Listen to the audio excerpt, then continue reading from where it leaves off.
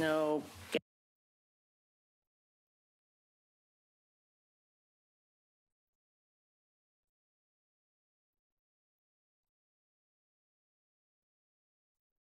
And Bill McConnell. Tower Vista. Here. Two Rivers. And that does it. And Gordon's here as well from McLaughlin. Yes. We're checking up the primaries because you just need a rep here. So we shall commence with our presentations, beginning with That's just cute. Leanne. Ooh. In place for Eric. Would you introduce yourself? Absolutely. Thank you for having me tonight. I'm Leanne Hogue, Economic Development Coordinator for the city.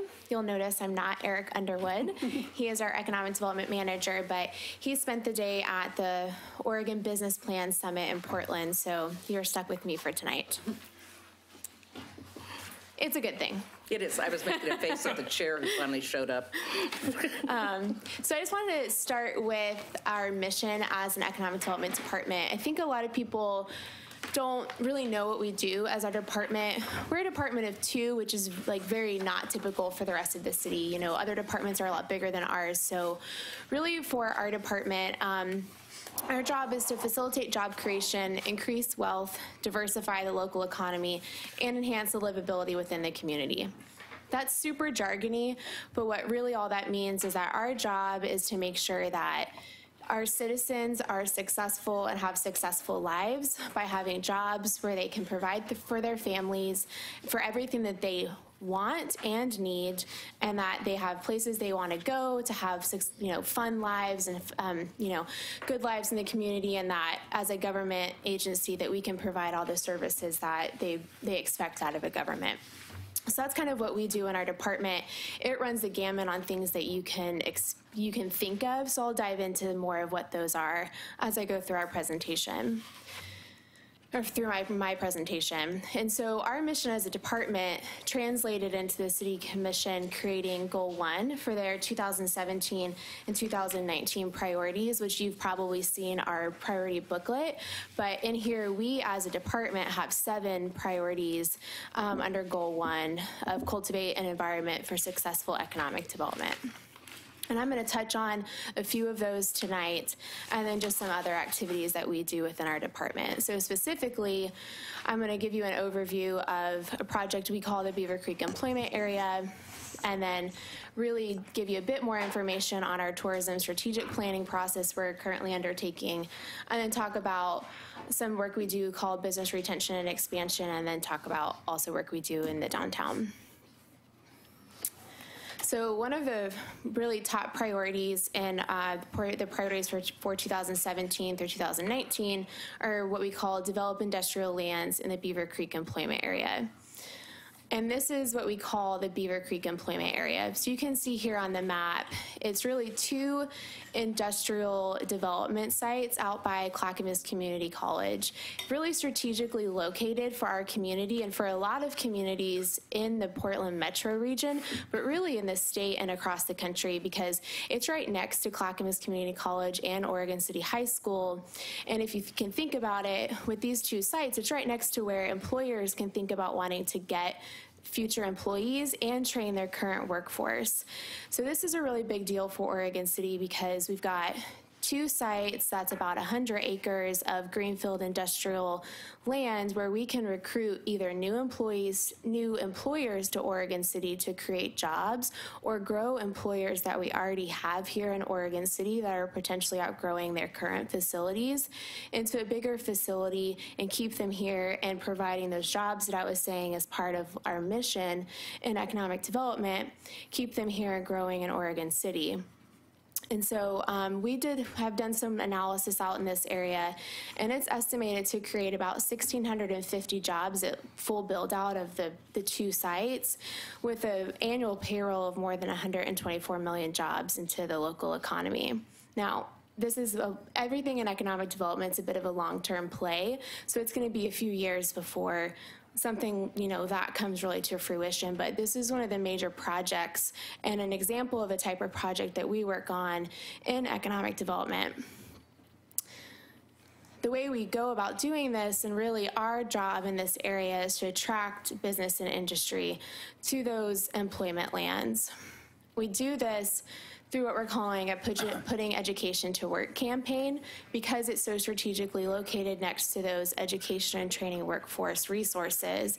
We're partnering with our partner agencies, Clackamas Community College, the county, and the Chamber of Commerce. So we're working with those three organizations in partnership to really have this collaborative process to leverage each other's resources and come up with a cohesive way to talk about Oregon City and be able to attract targeted industry. You'll see I've got 6 pictures up here on the screen, and these are our targeted industries for Oregon City in that particular area: advanced manufacturing, advanced tech, high tech, agricultural food production, food and beverage processing, professional business services, and software and media production. And the reason that those are our targeted industries for that area is because they're growing in Clackamas County in the state of Oregon, and they provide well-paying jobs. We're working on a marketing and recruitment strategy to recruit those companies, those types of businesses, and or grow those types of companies in Oregon City. And then we've created something called a Blue Ribbon Committee, which has representation from business and industry, our education and training partners, and our regional economic development and workforce partners to help us as we go through this process of creating a strategy and doing the work of growing and attracting industry to Oregon City. This is just an example of one of the things that we've done. I don't think it would be a surprise to you all, but we live in a digital world and everybody finds most of their information online.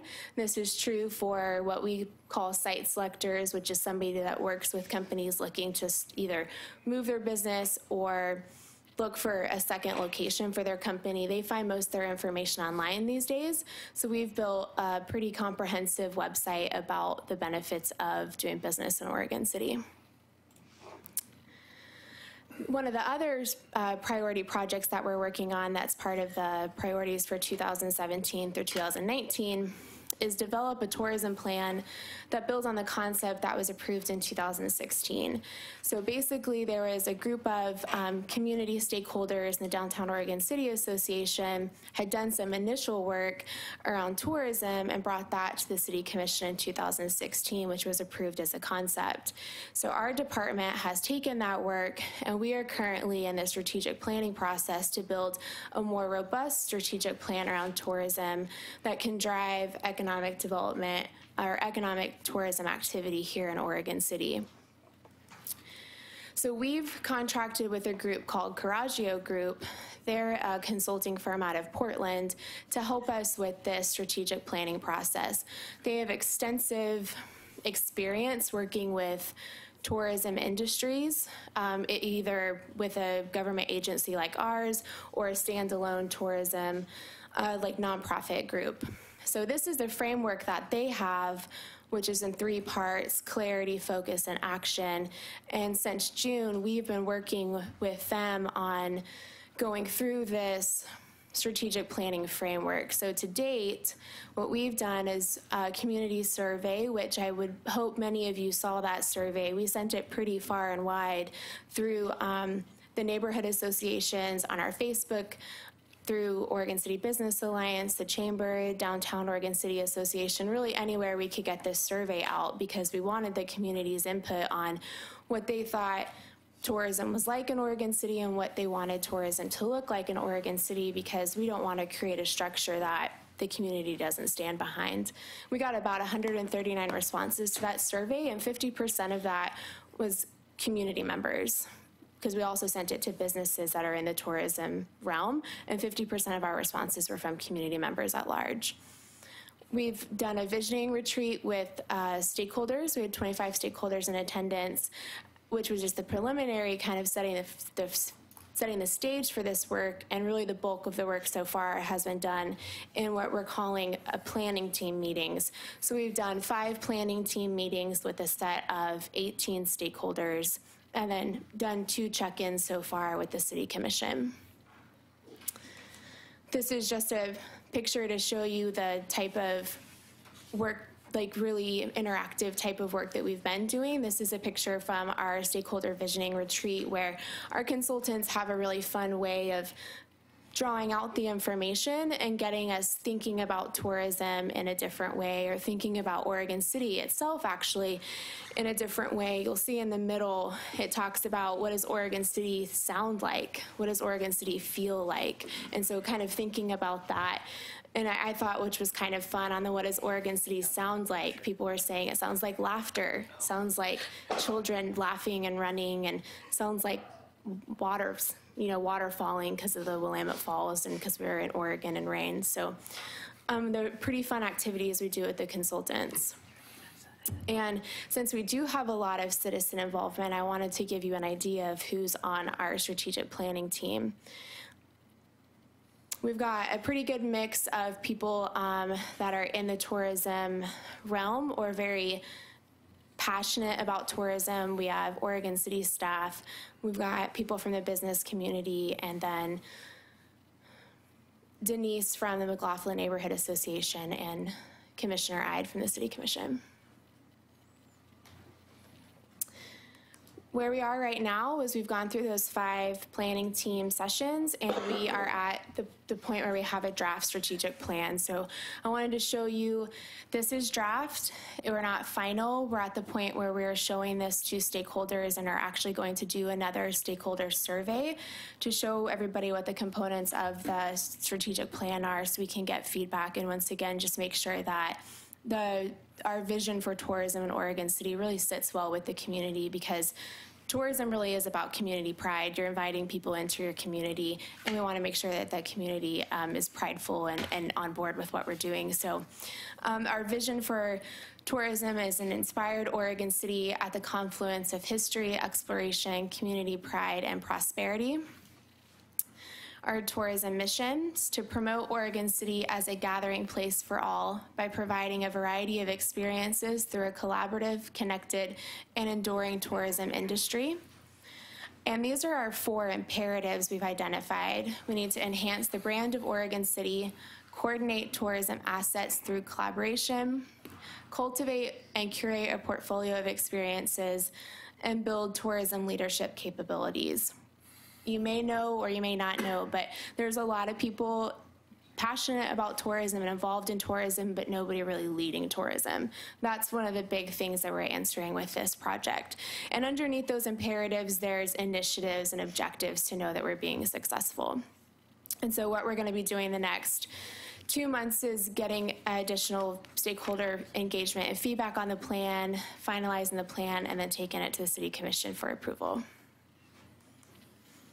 And I wanted to talk to you about 2 other things we do in economic development, which certainly doesn't cover everything that we do, but what we do, we call keeping and growing our existing companies, which I touched on a little bit when I talked about the Beaver Creek employment area, but this is done through what a lot of economic development departments or organizations call business retention and expansion programs. And really the reason we do it is because 80% of new jobs in communities come from existing companies that are already in your community. So we go out and we interact with our companies that are already here and make sure that they're happy and healthy in Oregon City, and connect them with resources, whether it be connecting them with the high schools and the community college to get kids in the career and technical education classes interested in their career or connected to them for a job when they graduate, or exporting to another country. So over the past few years, through our business retention and expansion work, we've helped companies create 75 jobs here in Oregon City. Through that work, we've kept companies here in Oregon City and they've not left, which meant that we've kept 364 jobs in Oregon City. And then through something called the Enterprise Zone, we've stimulated $7.9 million in private investment by businesses here in Oregon City. And then the other thing that we continue to focus on is we just always continue to focus on downtown. So I'm sure you all have seen the dramatic transformation of downtown Oregon City. I just moved here in January of last year, so I've seen pictures of the dramatic transformation and heard stories, but if you've lived here for a long time, I'm sure it's exciting for you. So over the last few years, more than 38 buildings have been renovated downtown. There's been more than 28 new businesses and more than $2.5 million invested in downtown. And a lot of that has been because of the Economic Development Department's involvement with businesses in the Downtown Oregon City Association and through grants and programs like Urban Renewal. So how are we going to keep the momentum? We'll keep working on projects that push downtown forward, like the Grand Cove development. We'll continue to work with our partners on the Willamette Falls Legacy Project. We've got some city-owned properties downtown that will be strategic about how those get developed in the future, and we partner pretty heavily and closely with the Downtown Oregon City Association. So I know I just hit you with a lot of information, but I'm happy to answer any questions that you have. I was curious, those 98 acres in the Beaver Creek employment area, is that owned by Oregon City, or who owns those? It's not owned by Oregon City, it's owned by private property owners. Our job really is to market Oregon City as a whole as a great place to do business, and then it's up to the private property owners if they want to sell their property, but we're working closely with the private property owners. All the property is up for sale. Oh, it is? Yeah. All right, thank you. You're welcome.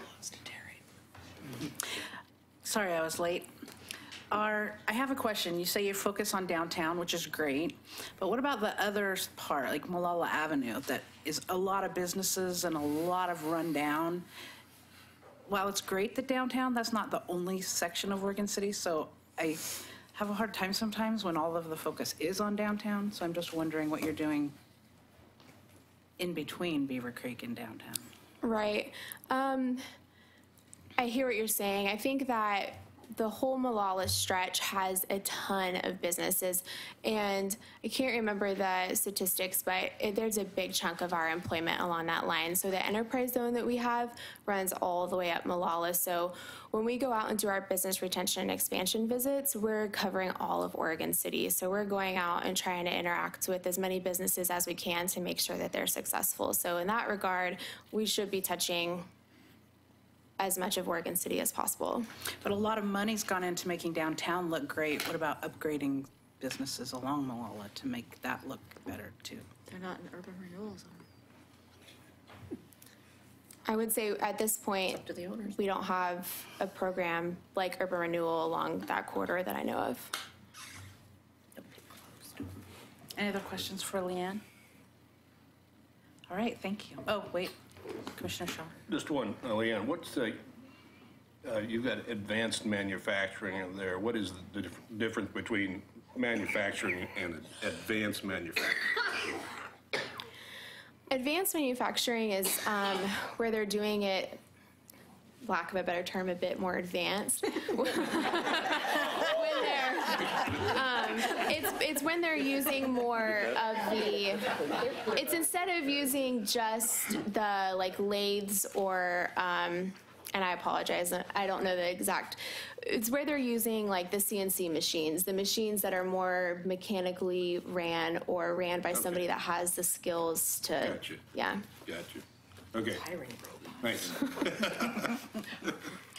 All right, thank you.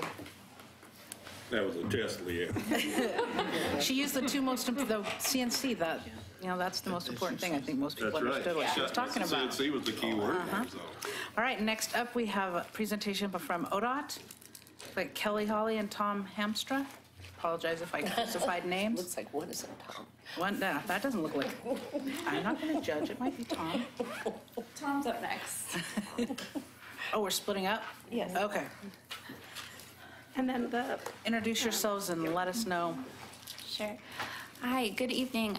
My name's Caitlin Jackson, and I'm in ODOT Region 1 Community Affairs.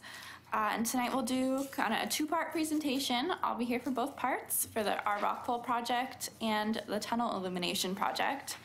And so I have both of the project leaders here with me tonight, and they'll switch out. So go ahead. I'm Kelly Holly. I am the project leader in charge of coordinating the Oregon 9090 Rockfall project.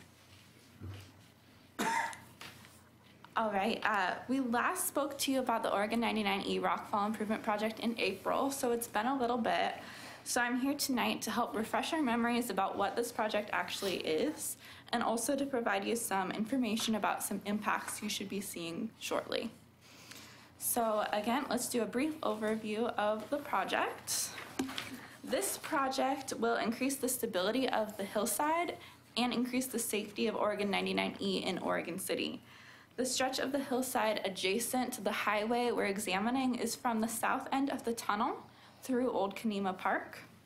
And on the fact sheets, there is a map that helps kind of give a little bit of perspective.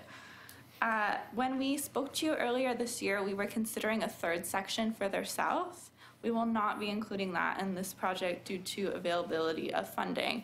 However, it is on our list of a project that we'd like to complete as soon as we can find funding for it.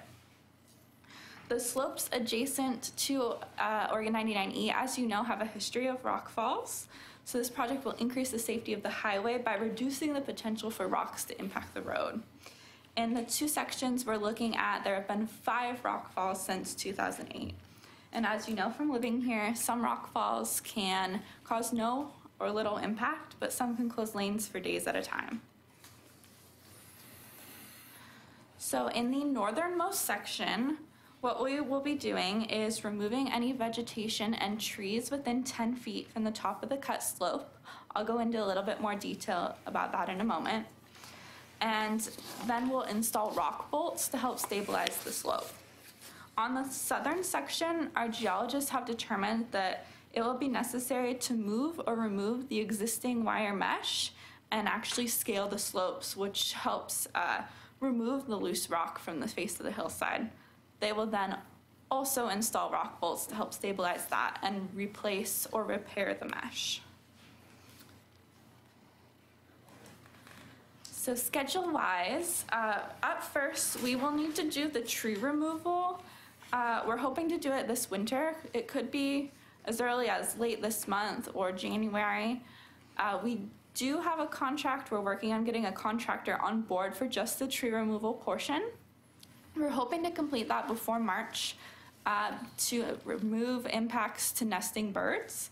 There's a slight chance our contractor won't be on board at that time, and then we'll have to take a different approach to making sure we do not endanger any of those birds that could be nesting in trees. So I'll get back to you if we're for sure doing tree removal soon, but we'll talk a little bit about what that tree removal will mean once we start. Then most of the construction will take place either in spring or early summer and continue through fall of next year. So as I said, in preparation, the contractor will need to remove trees and vegetation from the slopes. The trees that are being removed are considered hazard trees, which means they're either in danger of falling on to the roadway or their roots are loosening rocks, which could then fall onto the roadway. And we have been talking with Oregon City, and we're in conversation continued about which trees they are. And there are a few near the promenade walkway that you will notice, but most of the trees are on the face of the slopes. And none of these trees are really the shade trees that you notice when walking in the summer on your promenade walkway. So what's up next? Tree removal impacts. So during tree removal, there will be lane closures on Oregon 99E. And if the contractor decides to actually drop the trees from top of the slope onto the road, we will be doing 20-minute traffic holds for your safety as travelers, but also for the contractor. We're planning that work to be during the day, off-peak hours from 9 to 3. And it should take about 15 to 20 days to remove all the trees and vegetation from both slopes. So the slopes will look different, but should only take about 20 days. And pedestrians will have some impacts on the promenade walkway and in Old Kanema Park. And we're working with the city to identify detours as needed for those pedestrians. For the main project, we are also looking at daylight hours, and that's because the contractor will be physically scaling the slope, and they need daylight to do that. We're also looking at 24-hour lane closures as we discussed in April. And these are really necessary to create a safe work zone for both the traveling public and for the contractor. This isn't work that we can really create a safe work zone and then tear down to open it back up. So those will be in place. We're looking at about 5 months of rock work, but we are looking at doing the tunnel section, prioritizing that to get that done first, because we do know that that's a tighter squeeze right there.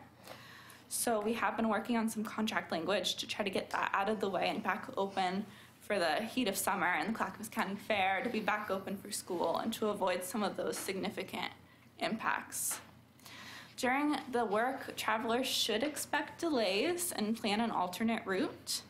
We are going to be placing some portable variable message signs far enough back so that people can make a decision to take I-5 or an alternate route, including I-5 North, or taking Oregon 211 to Oregon 213 to then bypass the work and connect with I-205.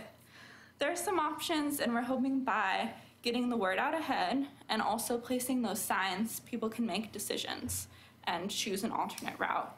Of course, that'll be a little bit more difficult for those of you who are coming directly to Oregon City, but hopefully that gets the word out to people that are more the through traffic.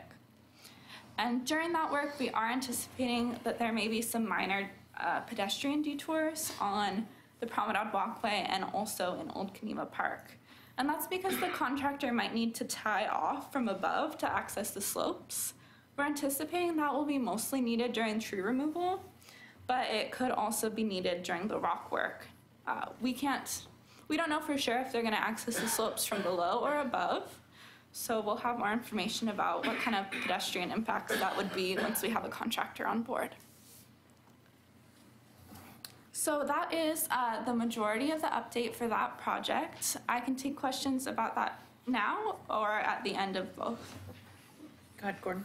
I was just curious, it seems as if that a lot of traffic might be forced through the McLaughlin neighborhood here by people trying to bypass it. Is there any idea or thought to what to mitigate that somehow maybe, or has anything been thought about that issue? Do you want to speak to that? Well, we have had several discussions about how to encourage traffic to detour off 99 before. We are issuing, our recommended detour plans. We can't tell people you cannot turn here. But we are doing everything we can to get word out and encourage people to detour off. We're planning on having signs back as far as Aurora and detouring people and letting them know. And having just had the water pipeline project, hopefully the people that travel through there will understand what we mean when we say, hey, we're going to be impacting this. We're using the same traffic control in that area, so we're hoping that people will remember, and when we say get off in Aurora, get off in Canby, that they actually will listen and move from there. Caitlin, wait. Gotta wait your turn. Oh, sorry. Dennis? Yes, I'm curious about the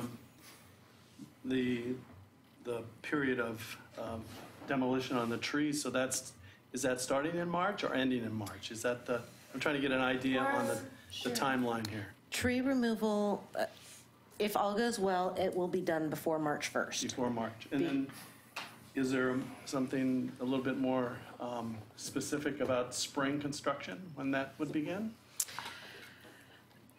We are looking, I'm trying to remember exact dates, but June, I believe we were looking at June for the tunnel cut to start in June, and it needs to be done before the Clackamas County Fair.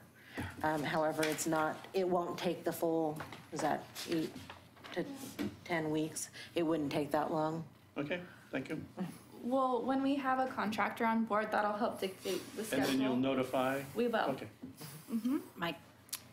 Yeah, 2 questions. On those 20-minute closures during the tree removal, do you have any idea how many of those periods might happen during a normal workday? And then the other thing, on a project like this with the tree removal, is there a mitigation plan required for the trees that are removed? Sure.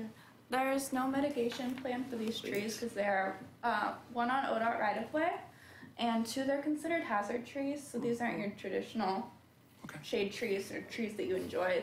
Most of them are growing off the cliff, so there's not really a place to mitigate. Do you have a traffic hold answer? I don't really have a good traffic hold answer because it will depend. We cannot dictate means and method to the contractor of how they will remove the trees. And so I don't know exactly how they're going to. We anticipate that they will lower them to the highway and remove them as quickly as they can.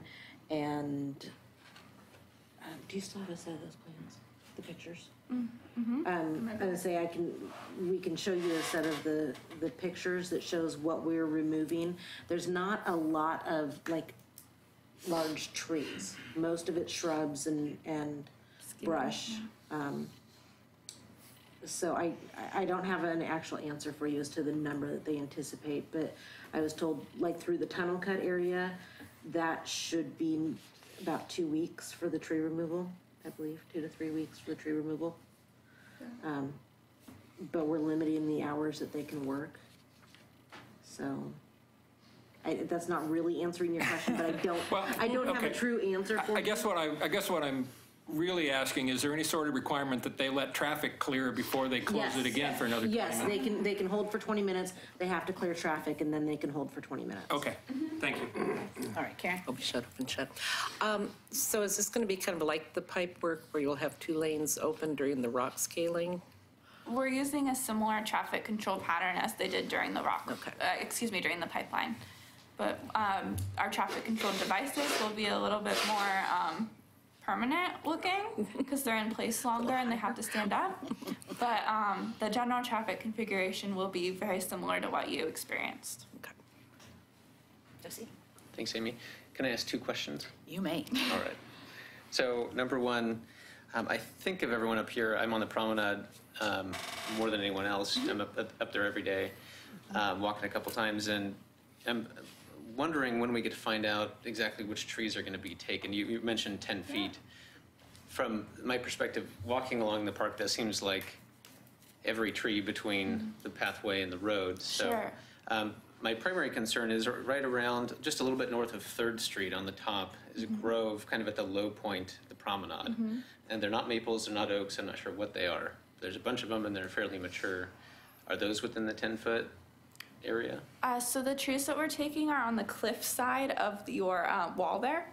Right, that's what I'm talking about. Okay, so there's a handful of trees, like kind of a cluster. Is that what you're referencing? Probably the closest you're going to get to a grove on that side of the barrier. I have some photos, and I'm happy to share with you so you can see. But I believe there's like 3 or 4 or 5, like a little cluster of trees that are on the cliff side of the wall, and those are scheduled to be removed. So basically, every tree on that side of the wall. It's not every tree. If they are close to the wall and removing them could potentially impact the wall, we will not remove those trees.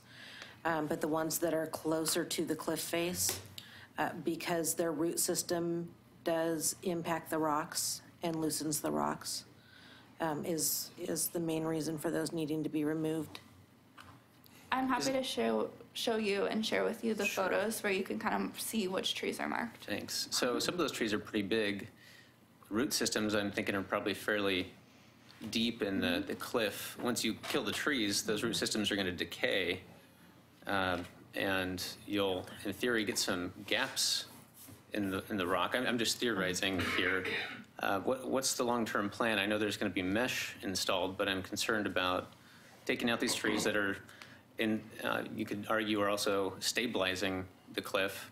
By removing them could destabilize it. Well, we are inserting rock bolts where needed to help stabilize the formations. Those are for the larger column formations.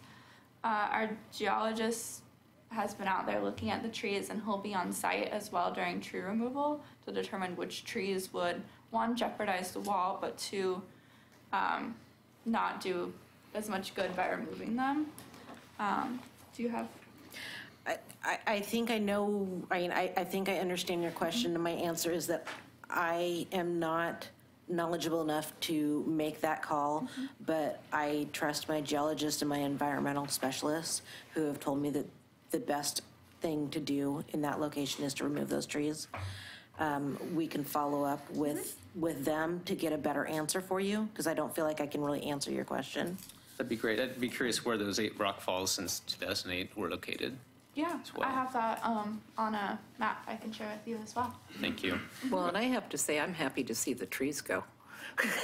I like to take photographs from the promenade, and I've taken people on tours trying to point things out, and you've got to get around the trees.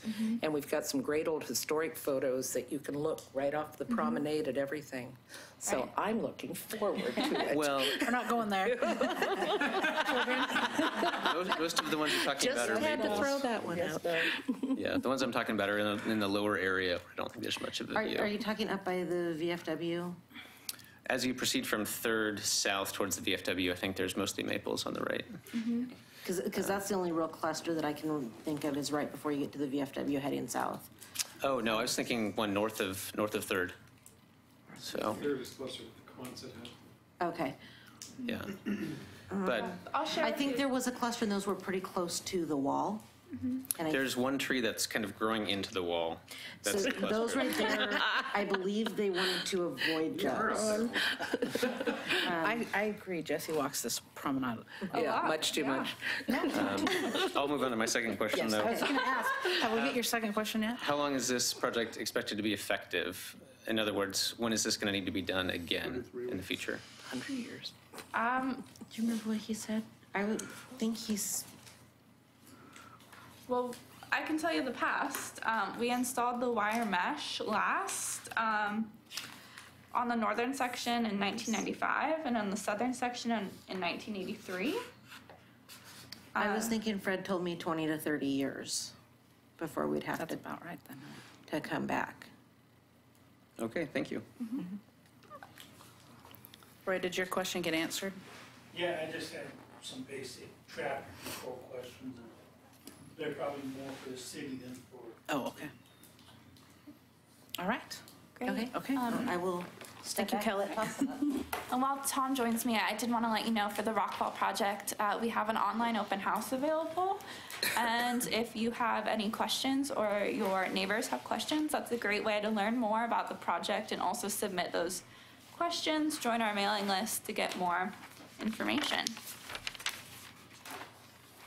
Would you like to introduce yourself, Tom? Good evening. My name's Tom Hamster. I'm the project manager for a project to upgrade the illumination in the tunnel under the railroad on 99E and to improve the lighting on the pedestrian tunnel, which is right next to that tunnel.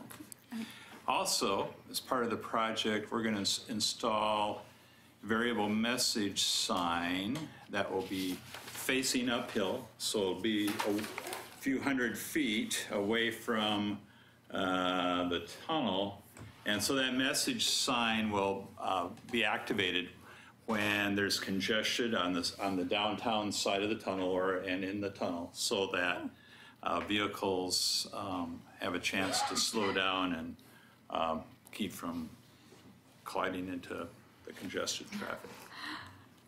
All right, as Tom said, the project will increase the illumination and visibility in both the vehicle and pedestrian tunnel. We are pretty early in design, so we don't have all the details for you, but we'll keep you in the loop as design progresses. So what we're trying to do is upgrade the illumination to modern lighting. So now that we have LED lights, it'll consume a lot less electricity and they have a longer life.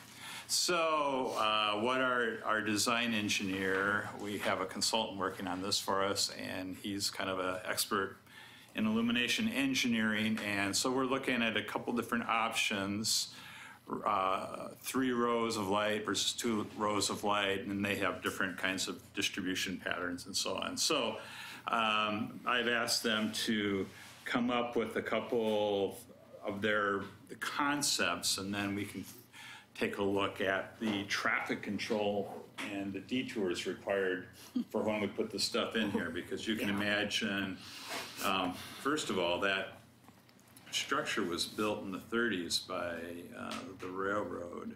And so it's a pretty old structure, and so we need to put new conduit runs and new fixtures, but you also know that the vertical clearance isn't super high. Right now, those are kind of recessed up in there. So we need to figure out how to make this all work without decreasing the vertical clearance in there, horizontal clearance as well.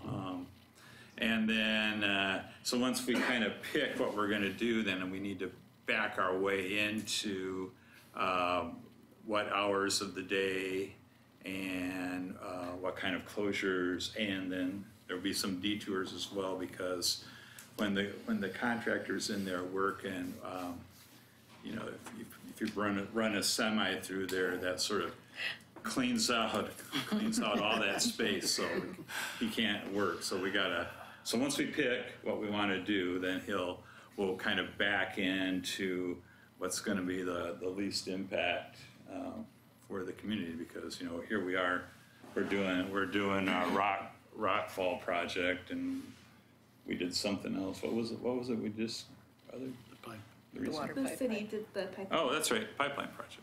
Mm-hmm.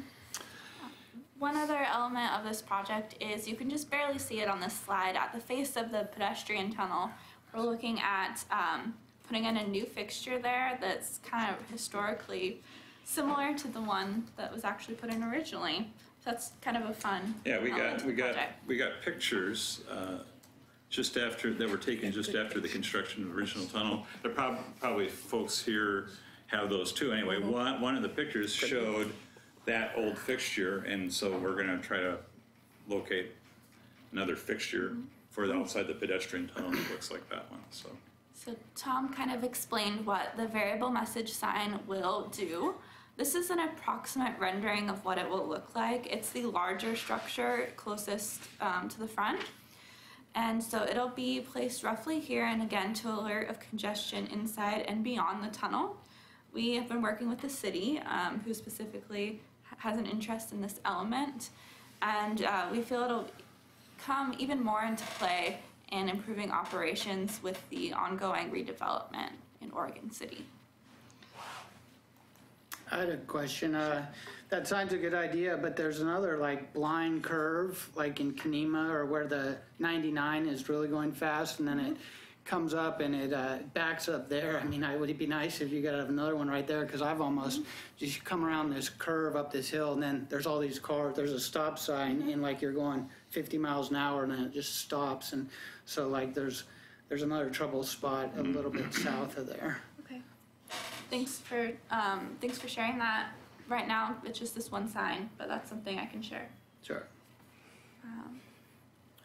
So schedule-wise, we're still early in design. It'll continue through roughly summer 2018 for design, and then we're looking at coming in after the Rockfall project, either in fall of 2018 or spring of 2019.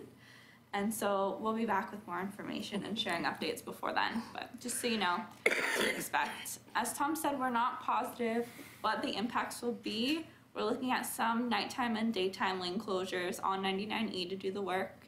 And right now, with the current plan for fixtures, we are looking at having to close the vehicle tunnel for at least one night. That's because right now the fixtures are in the center, and you can't really get at those with having traffic in the tunnel. So depending on where we put the fixtures back in, we might need some more night closures. We're gonna try to plan the work so that, you know, we have to drill a shaft for that VMS sign, the message sign. So we're gonna try to make sure that all gets doubled up, just to, you know, not double the pain, but see if we can be efficient with that. And during work, the pedestrian tunnel will be open for pedestrians. There may be some periodic holds, like if they have a fixture currently coming out that's a danger to someone walking through, they might hold you for a moment, but we intend for that to be open for pedestrians during work. Are there any questions about the tunnel project? While you're doing all this Could you paint the inside of the pedestrian tunnel with the anti-graffiti paint? Huh, that's a good question. Take a note of that. It'll be brightly lit so they can paint even better if you don't. Well, hopefully you'll be able to see clearly if whoever is painting. with the They new can get lights, in too but, deep. I have taken a note of that and we'll bring it back to our design team. Any other tunnel questions? All right. All right, great job. Thanks for Thank having you. us. Caitlin, would you mind passing the? And after months and months and months of absences, it feels like, welcome back, John. Excused absences, right? Obviously, it's very, Well, you've been missed. Yeah, I definitely appreciate being here and being asked to be here. So I'll just go through this pretty quickly because there's a lot to present, and I wanted to. It's been a long time since I've been here. We've been through most of 2017. I will say it's a good time to go through all our updates because we're doing the same thing for the City Commission at. Hang on a sec until Tom's done. Yeah. Thank you, Paul. Tom didn't want to share. She can get it from the mayor. Okay, so anyway, just going through this pretty quickly, and we'll do. I can answer questions before or after, during, doesn't matter. You guys are used to throwing out questions, and I'll do my best to answer them. So I want to start off with some highlights and talk a little bit about some of the things that we've gotten. First of all, this one's one we're pretty proud of. Matt Polison, who's our street operations supervisor, who received this 2017-18 Pavement Manager of the Year by the Northwest Pavement Management Association. That's 3 states that make up the Northwest Pavement Association. So that's an amazing little award that he got, and it had a lot to do with the effectiveness of our pavement management program. So we're pretty happy about that. I think it represents not only his work, but the work of the crew in total, and the commission, for that matter, for approving the fee and keeping us up to speed with that. So the other award we got was 99E Bluff Waterline Replacement Project that was mentioned today. Just the complexity of traffic control and that just building that pipeline up there, which I know pipelines aren't that beautiful, but that's a pretty cool looking pipeline up there. So we thought that was pretty good to get that award from the Oregon chapter of the American Public Works Association. And then the Oregon Health Authority gave us a what they called an outstanding performance. That's a rank we've not ever received before. So that has to do with safety within our distribution system, treatment, all the kinds of things that you might expect from a water system and the appropriate operation of a water system. So those are very good. That was a very, very nice thing to get. We're also working with finance and every other really department, well, definitely community services department, GIS, and engineering. We're all working on moving towards a new permit system, which is called EnerGov. So we're looking at a lot of our permitting processes to make sure we've got that, everything from a subdivision to a single family home, and just some of the approval criteria, and how do we do that in a way that's efficient and moves through the system pretty quickly. It also gives us, once the financial piece is also online, we'll have a lot better opportunity to track project costs. So we're looking forward to that as well. Just in terms of department staffing, we've had a couple of project engineers that were promoted to senior engineers, and we've got a senior administrative assistant that advanced as well. We've had some new hires mostly in the operations group, but we also have a new permit tech, so that's been a good decision, and a couple of inspectors as well. And then right now, the only position that we have, we've got 2 positions open. One is a utility maintenance specialist. The other one's our right-of-way and construction management position. So we're looking forward to trying to fill that. So if you know anybody that's in the construction inspection, actually construction management realm, and also knows a little bit about right-of-way management, they'd be perfect for us. So send them our way. And then I just wanted to mention the new pipeline TV inspection equipment that the commission authorized. This has been very effective. We've had a TV inspection rig and equipment for years, but it's been problematic, and this new equipment is locally serviced, which helps. And our guys like it a lot better. We also recently got the commission to approve what we call a lateral launch camera, so that will not only will we be able to look at the main lines, but we can launch a camera up the lateral to better establish not only what the condition of it is from a visual perspective, but also locate that device along the way. So sometimes it's not always clear whether those service laterals are going straight over to the property line or if they're meandering somewhere else. So that's a pretty impressive piece of equipment, and the crew's done amazing things with it. We haven't seen footages like what we're seeing now in a long time. Since July of 2017, they did almost 22 miles of sewer and 27 miles of 27 miles have been cleaned and 22 miles have been inspected. So that's a pretty good plan. They're trying to get through the system in 6 years. So that's way better production rates than we've ever seen before. So congratulations to them. Okay, so long list of capital improvement projects. I listed them by transportation, then I'll go through the utility.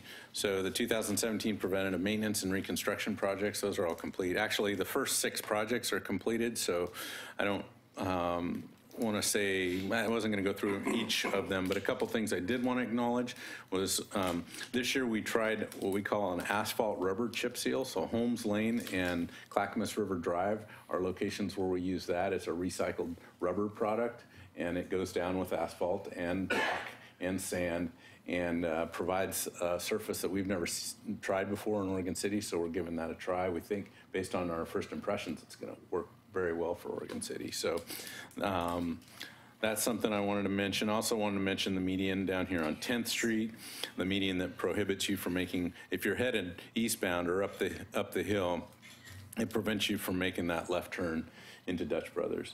And so my first concern was there was going to be a lot of community upset about that, but it's turned out a lot of folks are favorable to that particular change. So we're happy about that, and for the most part, it's been without much incident. I think police have been enforcing the no U-turn there, and hopefully that won't happen because it's a dangerous place to make a U-turn. So if you see somebody doing that, no road rage, but let them know you're not happy about it with a horn, a gentle horn. Yeah, so let's see. 15th Street, I just want to mention, we paved a bunch of 15th Street, but there's a couple of sections. Really, one of them, the worst section is between Center Street and Main Street. And we've got a pipeline there, a deep pipeline that really needs to be improved. So we're trying to get that, it wasn't part of the paving project, so we're trying to get a contract and to do the design work and then get it bid. That, and there's another section up by Jackson as well, same thing. We did a lot of TV inspection up there, but somehow we missed these 2 pipelines, and they both needed some work. So we're going to go back in. Same paving contractor, we just extended the contract, and we're hoping to get that done in the spring. Holcomb Boulevard, I also wanted to mention that one. We did some work along the slide repair there. We weren't real happy with the end result, and so we're going to go back in and extend those walls a little further along Holcomb Boulevard, which is right down near Redland Road. So if you use that route a lot, you see it. Right now, to me, it looks kind of like an eyesore because they use some materials that we had on hand, some Jersey barriers, and they're not the look that that I'd like to have. I think from a functional perspective, it works, but not from a visual perspective. The signal at 12th and Washington, that's out to bid. We got 4 bids on the project, and they were all under the engineer's estimate, so we're real happy about that. We're trying to figure out whether or not the low bidder is qualified to do the work. We want to make sure we've got a qualified contractor, so that's on the plan. So these SDC projects, John, just for, I know we have transportation, and everybody knows that we're kind of heavy on transportation on SDC projects. I didn't know if any of these were. Some of them are. I'm going to say, let me think through this list here. Main Street Extension for the Cove project. The Cove developer has received SDC credits. 15th Street paving is not. Most of these, I guess, are not, now that I look at them. 12th and Washington is about 30% SDCs, because most of that isn't necessarily going to add a lot of capacity. It's more of a safety project. Malala Avenue, once I get down to that one, that'll have some SDC funds, as Myers Road is probably the best representative example of SDC-funded projects. So, again, the 12th and Washington project, hope to get that to the commission at the meeting. I think it's the December 20th, is that right? Yeah, so that's the next meeting that we'll be able to hit. And really, signals take a long time with regard to ordering the materials, so we probably won't see this project starting until May or June of 2018. But that's a project that I think the community was really kind of clamoring for. Wasn't on our plan to build, but we, after having a significant number of accidents at that location, we decided that we would reanalyze the warrants for that. And in doing that, they suggested that we could, the signal was warranted and we could move forward with that. 2018 preventative maintenance reconstruction projects. That's what's coming up this summer. The big project that I think is, we're really going to have to dance around this ODOT project a little bit with, but we identified High Street between South 2nd and really 3rd. So near the Kwanzaa Hut on High Street, all the way to where you would come up the hill from 99E.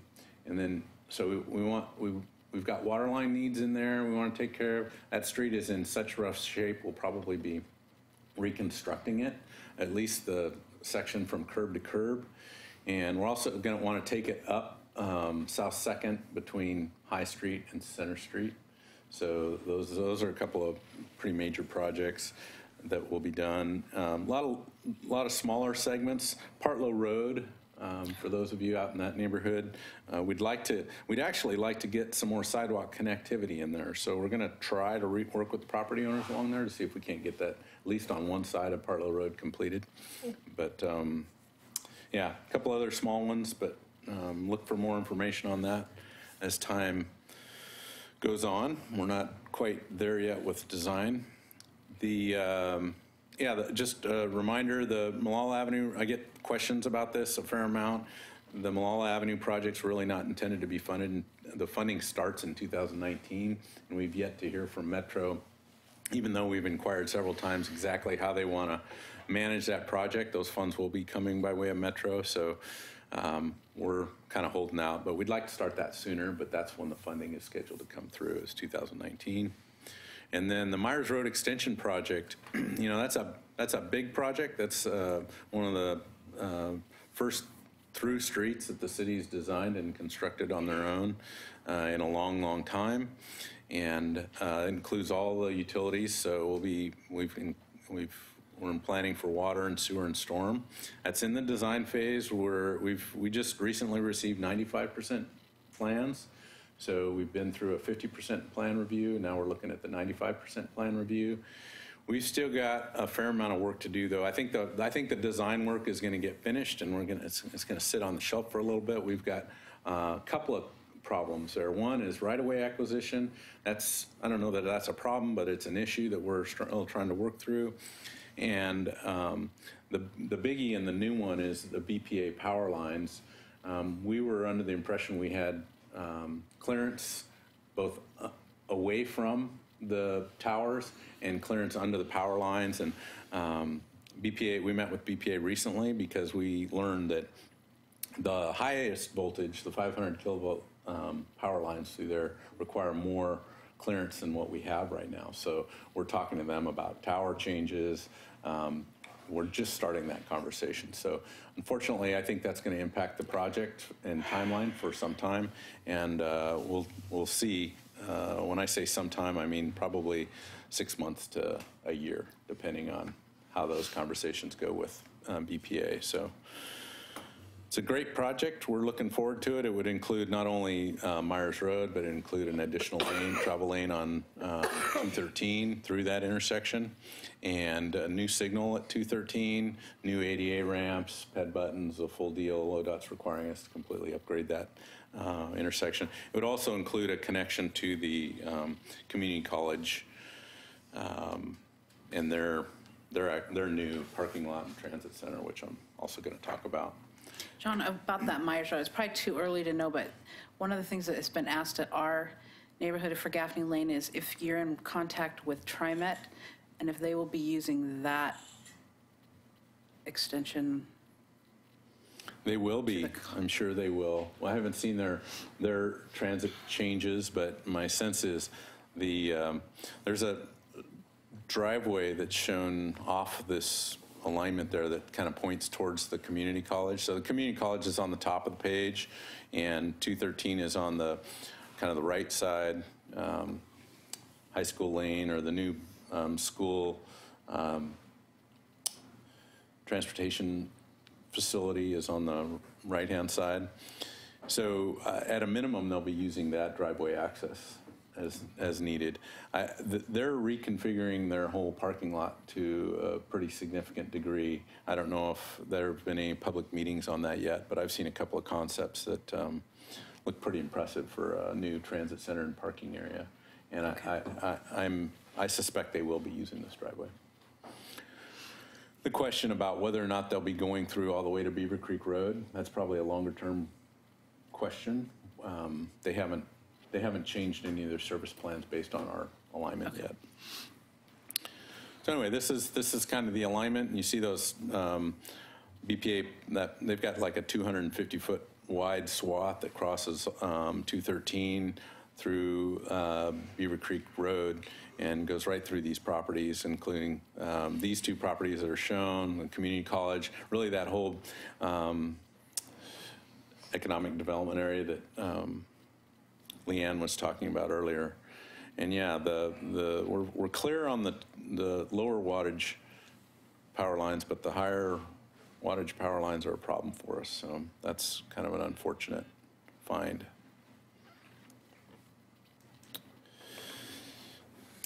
Okay, I'm probably way over time, so I'm going to go through these pretty quickly. And we already talked about the 99 Bluff Water Line, Peters Keene Way Emergency Sanitary Sewer Project. That was a $337,000 project that wasn't planned. That was due to a landslide in a canyon there that took out the sewer line. That's completed. We did that trenchless, so there is no sign of trenching through the property there. They basically bored it through a forested area, which was pretty cool. Boynton Reservoir Fall Protection projects, those are completed. Basically, so that we could get up and maintain the top of that tank, we needed to make some changes to it so it would be compliant with today's standards. Some pump station changes. We already talked about the 15th Street project. Beaver Creek Road Sewer Extension Project. That's it's on Beaver Creek Road, just near the community college's driveway on Beaver Creek Road. We're going to be extending that not quite a mile out towards just beyond Loader Road. So the idea there would that would be available for new development in the Beaver Creek Concept Plan area. That is an SDC funded project, Brian, just so you know, not transportation SDCs, but sewer SDCs. We also got a grant for the design phase services on that. So that's a good project. That should start January of 2018. We've awarded the contract. We've negotiated with the contract to do that work at night instead of during the daytime. So if you live out along Beaver Creek Road, just know that that work's more likely to happen than at night than during the day. And then we're still working on our final moratorium project. It's turning out to be the more complicated project because most of that runs along Coffee Creek and in people's backyards. So trying to figure out alternatives that might be less impactful to the creek and those properties. And there's quite a distance between, it runs through, I don't know, a dozen backyards, and there's no real access from side streets in any of those areas. So it's kind of an access problem. So it's a challenge. Private development, if you haven't been on Main Street Extension, it's done, and finally. So that's a nice looking project and functions pretty well. The hospital and their projects up around the hospital are ongoing, but for the most part, the paving's complete and the roads are reconstructed.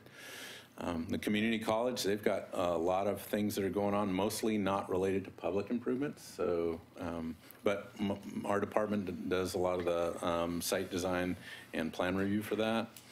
The Holcomb Boulevard, Abernathy Landing is a 98-lot subdivision up off of Holcomb. It's ongoing. They've kind of buttoned that up for the wintertime, but they're still working up there. The Malala Avenue Fire Station, they're waiting to get permits, but they're ready to go. They'd like to start moving sooner than later, and so we're working with them pretty closely right now.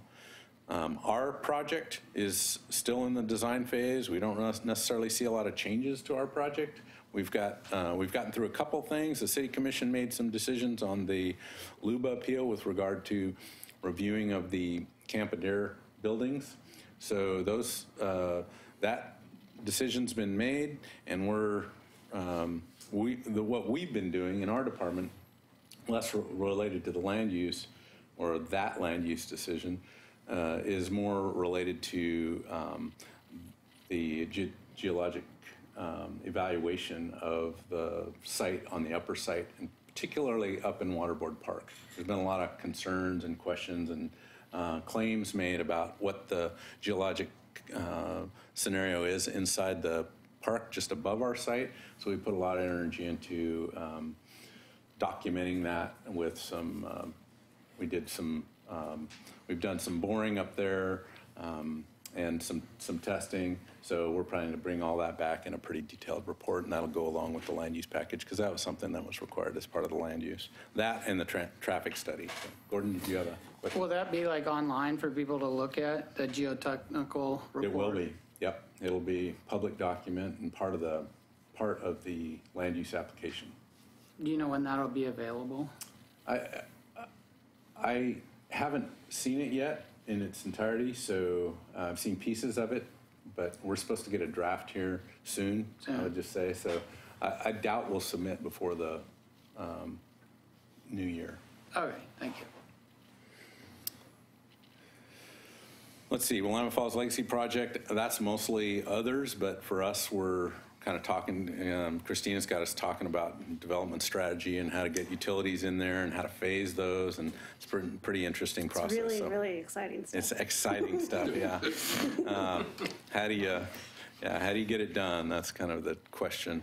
Lots of permits, so we're still pretty busy, and we've had more pre-application meetings than I think we've ever had, at least in a very, very long time. So those meetings have been consuming. The other thing we're doing, just because we've heard so many, let's say, comments about our permitting process, at least on the development side, is been meeting with other agencies to figure out how they do their permitting. So Wilsonville, West Lynn, and Happy Valley. That's been an interesting process. So we're learning some things about how others do development review in their community. And then lots of engineering projects. So we did and is available online this water quality environmental feasibility study for the Clackamas Cove. That's available if you'd like to look at it. It talks a lot about projects that could happen in the cove to improve water quality. And we're kind of trying to figure out what exactly to do with that with the new development proposal in the cove. I've got one of my next slides is about transportation system development charges, so I won't talk much about it here. Same with the alternate mobility study. I'll talk about that in a little bit. Stormwater master plan, still moving forward with that. We hope to move through the land use approval process of that next year. Our I&I study for infiltration and inflow into the sewer system, that still continues. We haven't been able to quite finish that up, but we're working through it. So we've got quite a few studies going on. Hydraulic modeling is done for our water system. That was an update from the 2012 water master plan, and now we're kind of taking a new look at capital improvements because we think we have some things that weren't quite right in that old model, and we've done a lot to inform that old model with a lot of the SCADA data that we pull, real-time data off our water system. So that's been informative and will help us do a better job of figuring out what we really need for capital improvements. Still trying to work through with Clackamas River Water on a couple of studies that could affect Oregon City. This 20-mile-per-hour speed zones in Oregon City, we are just now looking at policy ideas for how to implement 20-mile-per-hour speed zones in Oregon City, and we're thinking we presented it to the TAC last week and got some good feedback from the Transportation Advisory Committee, and our focus has been on using our transportation system plan in those streets that are designated as family-friendly routes. So slowing traffic down in those areas would be the idea. So more to come on that. We've still got some landslides to deal with, and I'll just jump to the safe routes to school. That's an area where we're hoping to meet with the the school district again. I still see, right now, Oregon City doesn't have a safe routes to school program. And what we're seeing in terms of funding is there is some money, about $10 million a year statewide that'll be dedicated to safe routes to school programs. Us not having one is a disadvantage. So we're gonna meet with the school district. I definitely see that as kind of a three-legged animal, which should be neighborhoods, school district, and the city. And that's the best way to get those things approved and get the most support. So be looking to the CIC to maybe sit in on some of that. Got to figure out what the school district's thinking first, but definitely an area where we need to target if we want to get those kind of funds. This is just an announcement slide that we're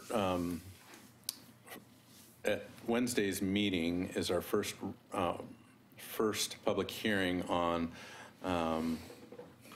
some code changes. So we're kind of taking this through a couple things. We're doing code changes that will be, the first reading will be December 6th and then December 20th.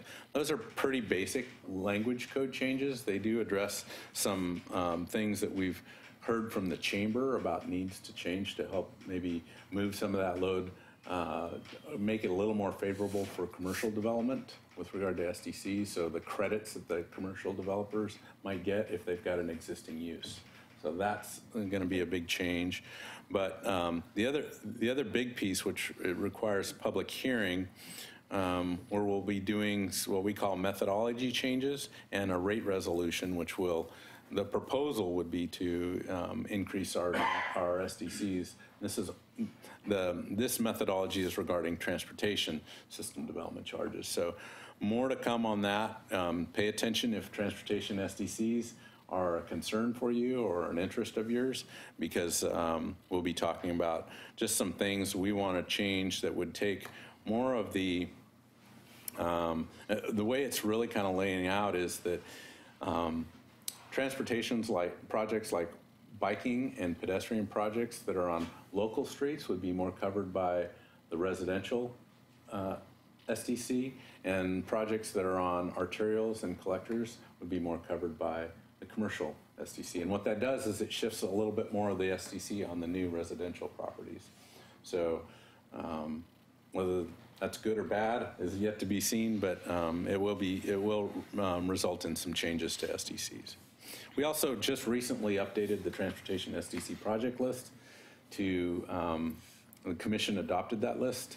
And so we've got new, the project list didn't change that much, although we adopted all the concept plans that we've incorporated all those into that project list. And we updated all the estimates for those. So it's a big effort. I wanted to mention our Transportation Advisory Committee is working on something that's meant for the neighborhoods. It's called Neighborhood Traffic Fact Sheet, and it talks about, it's called a guide of neighborhood traffic management information and summary of traffic calming devices. So the Transportation Advisory Committee, as well as staff, have been working hard for you, the neighborhoods. This was intended to be a handout for neighborhoods to be able to take some of the complexity out of traffic management in your neighborhood. So that's yet to be kind of published, but they're working on final drafts right now. And then I wanted to mention this one because we, through the Transportation Advisory Committee, the Central Point Speed Study was something that came to us as a request. We looked at it from our traffic counts that we get every 3 years. We get traffic counts throughout the city. By the way, all that's online. You're available. It's available for viewing. But we just got the 2017 data. That combined with all the prior years, we looked at the speeds along Central Point Road, and it turns out that in the section that's marked 45, people are generally driving slower than 45. In the section that's closer into town, where it's marked 35, people are generally driving faster. Not quite sure why that is, but to me, it kind of sends a message that it's our citizens who are in town that are probably speeding through that section more than those from out of town that might be coming into the city. Now, that's a huge generalization, but it kind of seems like that. But the question is, you know, the concern is that if, again, when you get this neighborhood traffic fact sheet, you'll learn that ODOT does our traffic studies for us. So if we request a traffic or speed study for a particular street, ODOT comes in, they put us on a list, and ODOT comes in and does the speed study. It's kind of an independent speed study.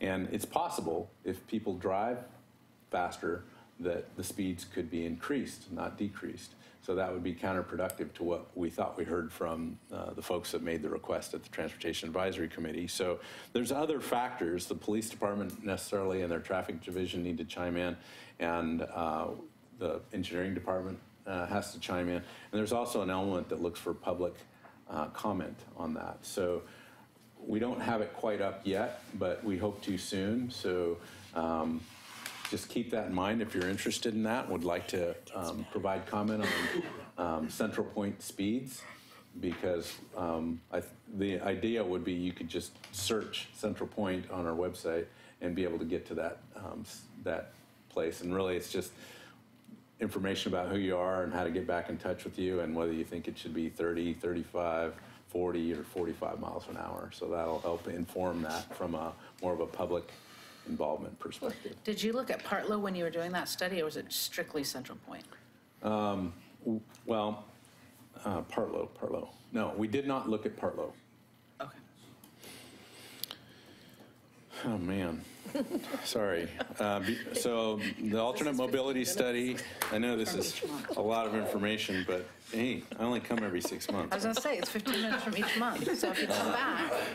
Okay, so let's see. So this is part of the alternate mobility study. That basically the end result is that it looks like we need a free-flowing right-hand turn lane. So if you're coming from Beaver Creek Road, turning on to northbound 213, there'd be a free-flowing lane that would have an extended acceleration lane associated with it.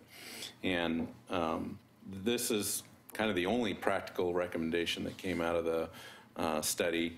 That work continues. We had a technical advisory group and a citizen advisory group where we had intended to meet with them, and we're finished with those meetings.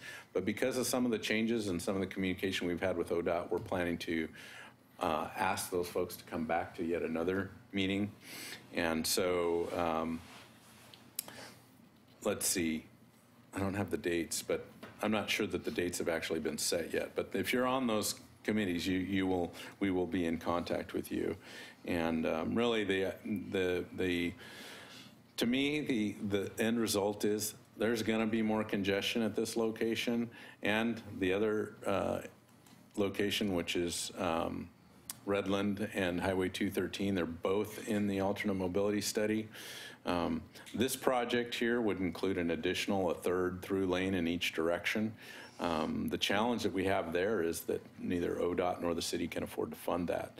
We've got, in our transportation SDC project list, we included 30% of this project. It's about a $10 million project.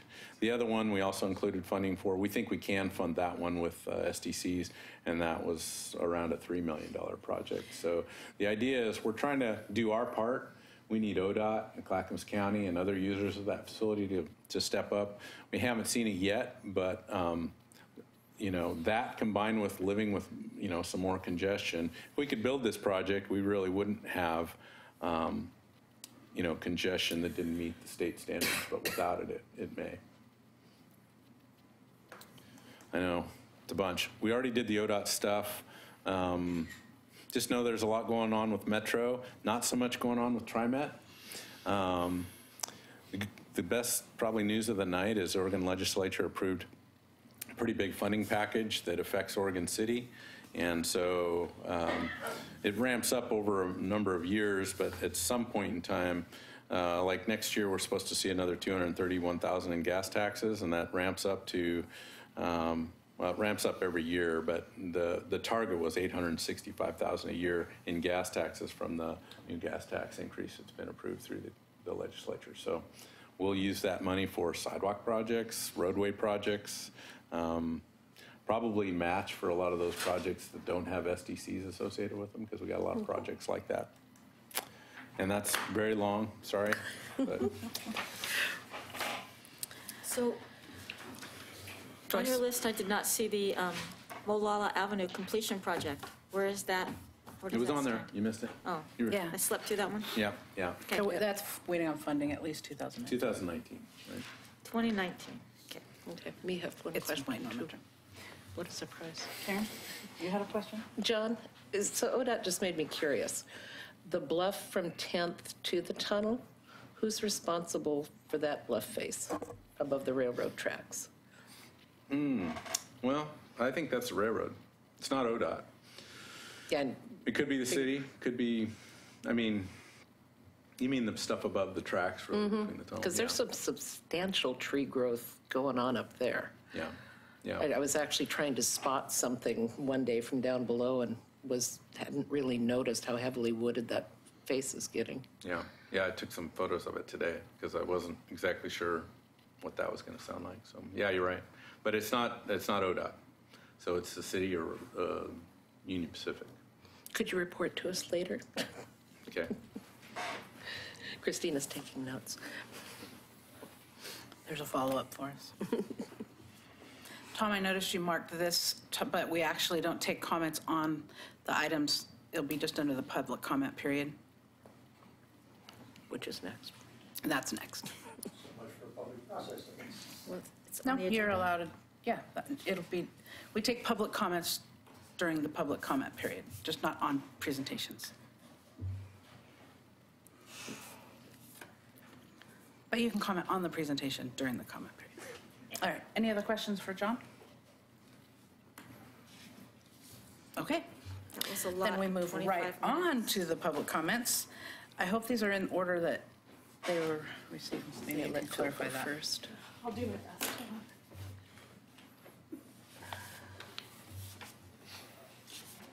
Yes, they are. Okay. So first up, Phil Lewis. Reminder that you have 3 minutes and that's for you, not for us. We won't be asking you questions. I'll keep mine a little shorter than John's. My name's Wait. Phil Lewis, It's now 36. Community Services Director for the city. I just wanted to come and give you an update. I came and spoke with this group last during the summer months and give you some information on Library Park, Carnegie Library Park, and the naming process happening through PRAC. I just wanted to update you and let you know that there will be further discussion at the PRAC meeting this Thursday. Meeting begins at 7 p.m. here in the Commission chambers.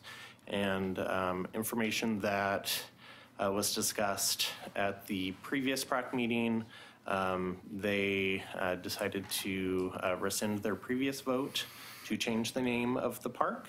And there will be further discussions on next steps as to how to move forward with either keeping the name of the park as Carnegie Library Park or moving forward with a different name suggestion that may move forward to commission. So if you have interest in that, I would welcome you to come and listen. You can also provide comment during the comment period as well. Great. And when is that? Thank you. It's this Thursday, December 7th, 7 p.m. here in the commission chambers. Okay, thank you. Thank you. In a minute. Betty Mum?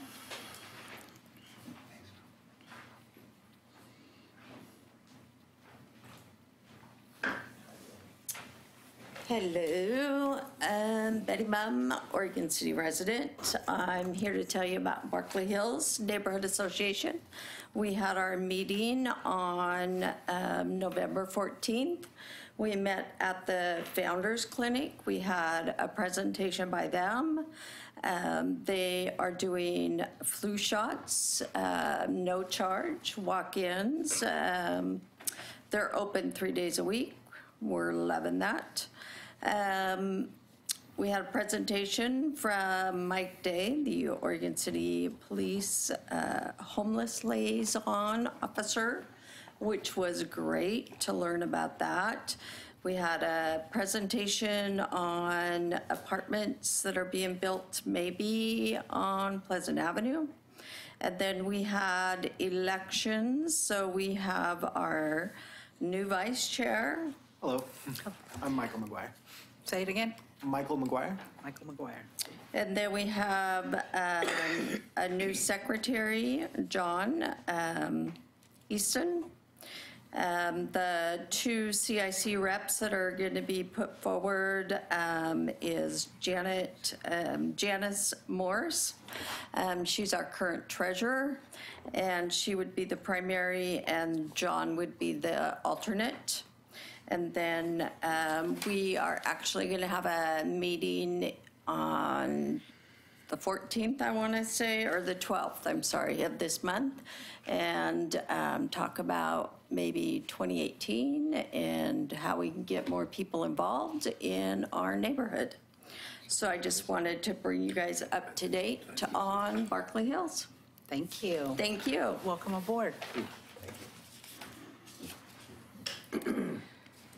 Okay, I know I can have this. Janine, is it Offit? Yeah.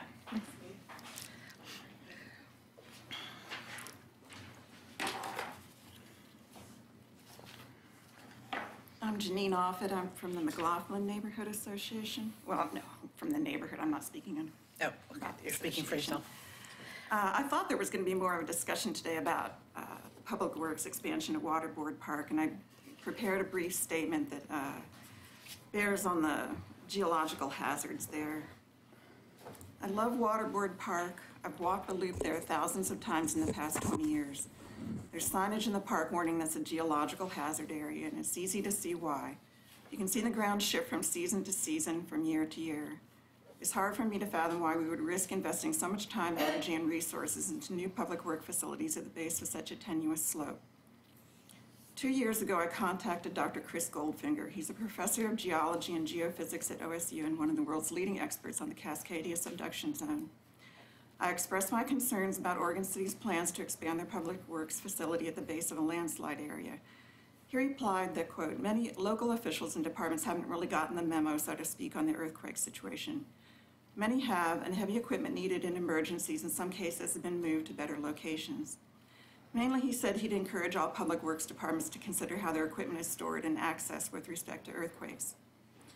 When I emailed this information to John Lewis, he wrote me back with assurances about resilient geological formations and professional opinions.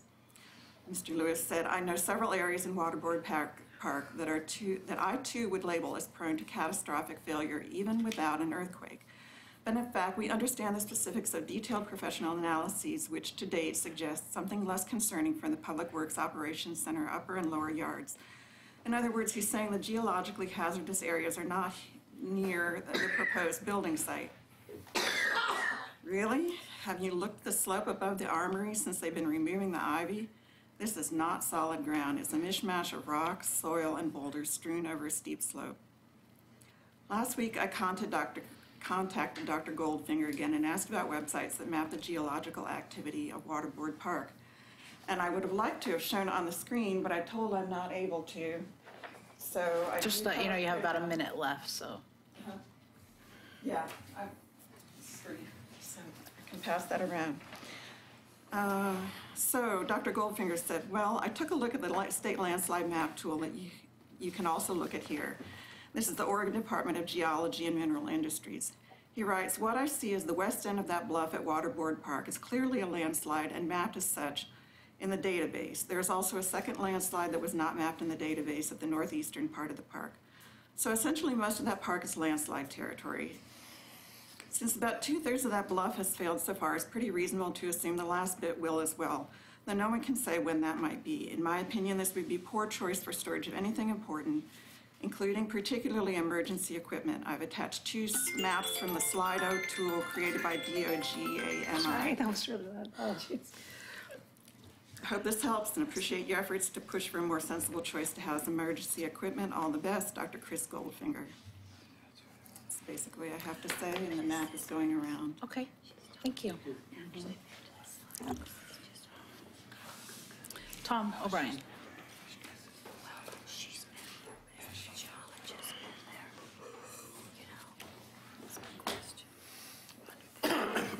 Pardon my cough. Tom O'Brien, a resident of Oregon City. First, I'd like to compliment John and his team on particularly 3 of the things that he mentioned. I think it's very helpful that you're using latest technology as the cameras to look at the infrastructure that we have and improve it. So my compliments on that. Also, I have felt for some time that we are missing the boat compared to other cities.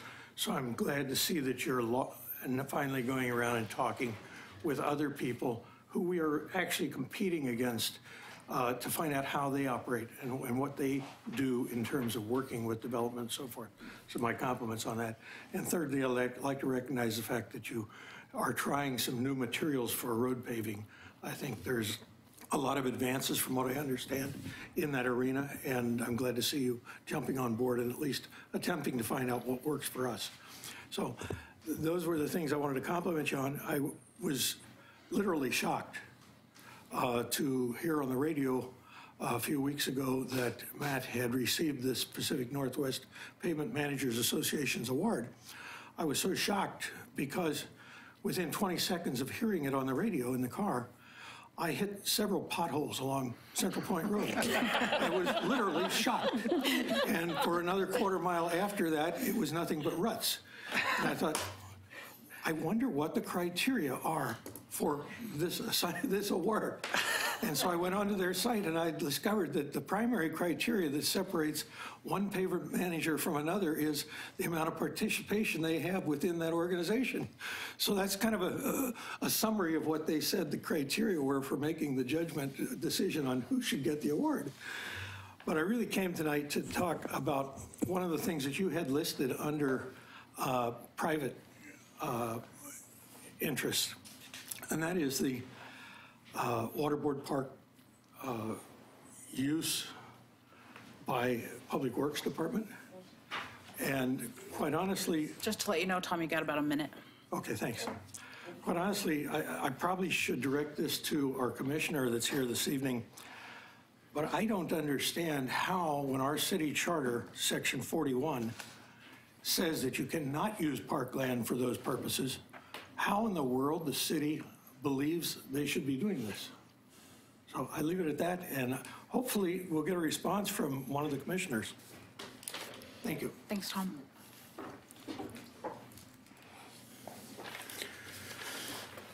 Hey, Tom, if you're interested, we've also posted the Pavement Management Association application that we submitted online, because I think you shouldn't be surprised at the fact that we got that award. I really think that, obviously there's some roads that need work in this town. That doesn't necessarily reflect that, but our pavement condition index over the last few years has actually increased, which means our pavement quality is much better than it was. And, despite the fact that we've had folks that have been not happy about that pavement fee, that fee has been impactful to this city. And having folks like Matt that have the kind of qualifications that he has, and to be honest with you, it surprises me that if you know Matt, that you would even have brought that kind of a comment up. The guy is so dedicated to this city. It's unfortunate. Submitting photos and requests to repair those potholes at the corner. Isn't Central Point a county road? So deep, it's ridiculous. I drive it regularly myself, and I disagree, but John, isn't Central Point a county road? no, city road. Okay. That All the way section- out? That section is. Okay. Tom's complaining about near Partlow. Oh, but, okay. yeah. All right, let's move on. Staff liaison updates from our last meeting. Yeah, Christina. sure, there were two of them. And there was confirmation request about the meeting minutes to action items. That is moving forward. So along with the rest of city commissions and committees, we'll be following along with the action item outlined for future minutes. The second one, there was a question about getting land use notices on the main page. And I was excited when Mike Mitchell requested that, because I've been asking that too, so thank you. I'm not there yet. I'm working with David Knoll, our GIS coordinator, who, as well as working with us on our revisions to our website, we plan on getting a link. I don't quite know when or where, but it'll be on the main page. I also want to let everyone know that we are beta testing our subscription service right now. So if you go under orcity.org/subscribe, there's some options about getting notifications for city commissions and committee agendas, as well as land use notices. So try it out. The link is on my commission report. Let me know if anything what you experience or anything funky. We're kind of doing a little bit of a soft launch right now, trying to understand how best it's working. Is there something that should be on there that's not? Let us know your thoughts, and then we'll be doing a more public outreach in 2018 to explain how people can sign up to get access to land use notices and agendas on their own. Oops. And so We'd received an email from you that said that, talking about the main page, and it said late 2018. Was that oh, just sorry, a oops? winter 2018. So probably about March, I think, is what we're looking at. Okay. So those are the two updates I have for right now. Okay. And I'm taking notes for the end of the meeting for next. Good job. Trying to follow my approval of the minutes. So our final minutes that we have to take the old way, right? No. No, this is the new one. This is a new one? You can tell I looked at it. Those of you who looked at it. So do we need to approve it now? Since they're action items, do they still have to be approved? Okay. Then I would I can't even talk. Someone want to make a motion? I move that we approve the minutes as distributed. I'll second. Second with that. Any conversation, discussion?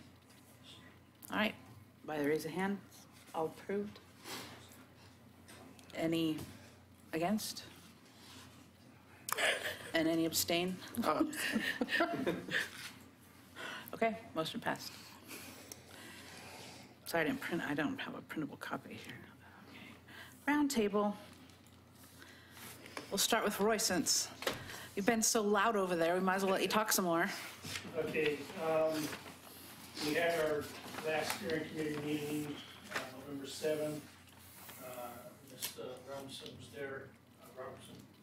was there, we were discussing better ways of notifying the residents of our meetings versus spending a ton of money on cards that nobody would actually read. We're trying to focus more on internet and Facebook and stuff like that to try to get people to the meetings, because the flyers just don't seem to be working. So we just ran some ideas through there. Our next general meeting will be on January 2nd at the Living Hope Church, 7 p.m. to normal place. We do have a steering committee meeting tomorrow night. We'll have a presentation on a minor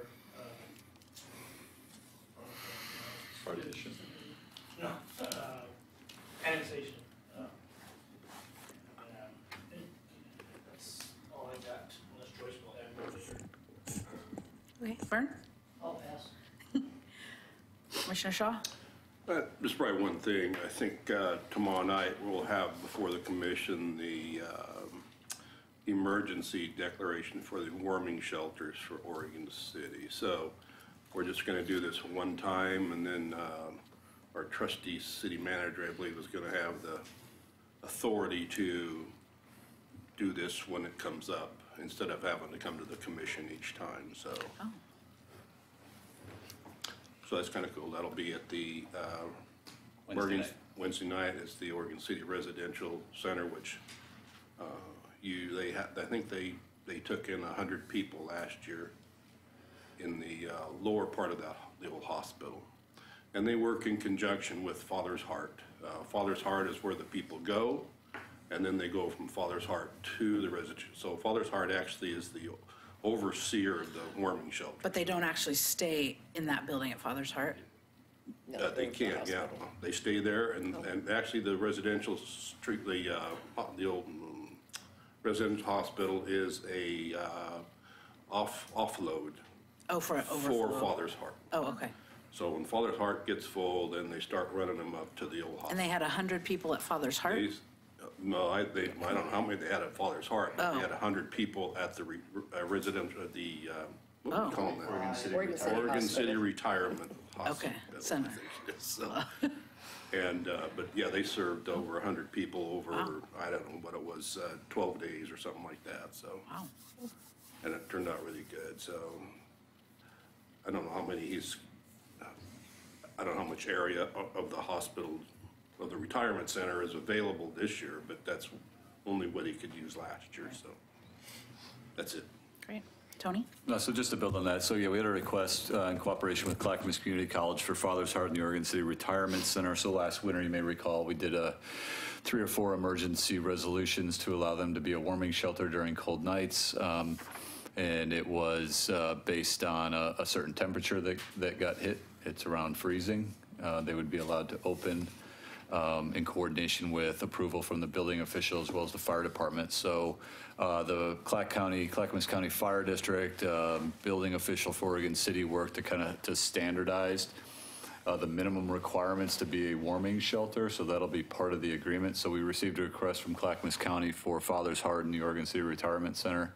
So instead of coming back multiple times over the winter, we're going to proposal in front of the commission for their consideration on Wednesday night is to, from adoption of the resolution through March 15th for the entire time. Once it hits a certain temperature, including wind chill, they'd be allowed to open until that event's over for overnight accommodations in the facility. We also, I think Laura's brought to you before, we received a grant to look at affordable housing and code changes that could potentially be made to encourage or remove barriers for affordable housing investment in the community, and addressing this emergency shelter is one of the work items that they're looking at. Is there a way that we can address this and codify it rather than coming back with emergency resolutions every winter to try to address this housing issue during cold spells that we see here in the community? Sure. I just had a question. I read in the paper about some low-income residential housing that we have in Oregon City. It's like community or something that they're thinking of selling or something. Does the city county property out. Agree with that, or are they against that? So the Clackamas County Housing Authority owns 2 significant properties up in Park Place. They're considering selling the one further up Holcomb, up a little bit further north, and then redeveloping the southern one down by Steve's Market. So that's their plan right now. So we're in discussions with them about what that might look like. It's really early in that process right now. Okay, thanks. So they, just to kind of build on a little bit, the upper part is called Oregon City View Manor. And that's what they're trying to do, is generate revenue to build more affordable housing units within Clackamas County. But they've also agreed to somewhat keep about 3 acres of that parcel, which is kind of next to Holcomb School, especially for the people that have kind of lived there all their lives just about in that project. So there's going to be some that they're going to keep for the local area. And then there'll be about 17 acres that they want to sell and generate the revenue for more housing within the county, so. And does that sound good to you? Well, my thought was I wanted them to replace, if they're going to take a unit out, I want it replaced. You know, and if you've been up there, you can see it's not a very dense neighborhood. They've got these duplexes that, you know, they're pretty nice. I mean, the area's nice, not the buildings, because they're 1942. But I would like to see it densified, you know, with some buildings and maybe multi-story buildings and stuff. But I also understand, and it's not our property, so I really, you know, we're kind of at their mercy and stuff, but they are really working with us on this, so that's the good thing. So, but the lot below, down by Steve Market, that is Clackamas Heights. And that's the whole property there is going to actually be redeveloped into all low-income housing, because they're all like 1942 projects also. Oh, so they're not going to put in McMansions or something? They're going to be low-income housing? On the lower part by Steve's Market, yes. Oh, okay. But up on the upper part, the section up on the hill, which is the Oregon City View Manor section, is going to be sold for development, except for about 3 acres of it. Okay, thank you. Police department, the new facility that they're constructing, so we went to the commission, authorized to sell the bonds to construct that facility. We hope to take it out to market in February or March of 2018. And on Friday, much like we did with the library, we're bringing on what we call an owner's rep. So essentially representing the city and the work with the architect and the construction firm that'll come in. That seemed to go really smoothly with the library. So that RFP closed on Friday. So we'll hopefully be hiring up the owner's rep here pretty soon for the police facility. There's been some questions about marijuana retailers. So just an update of where we're at in that. We've received to date 26 applications for retail marijuana sales, stores in the community. 6 have been approved, 2 on Main Street, 3 on Molalla, and 1 on Beaver Creek Road. 17 have been withdrawn, expired, out, or denied. And then 3 are under review, and 2 of those are on Molalla, and 1 is on 7th. And then just an interesting update, we received our population forecast from Portland State University, the Population Research Center. So the preliminary, the certified census figure from April 1st of 2010 was a population of Oregon City of 31,859. The certified population estimate on July 1 of 2016 was 34,240, and the preliminary population estimate on July 1 of 17 was 34,610. So just give you an idea what the population of Oregon City and how it's grown over the last couple of years. 35.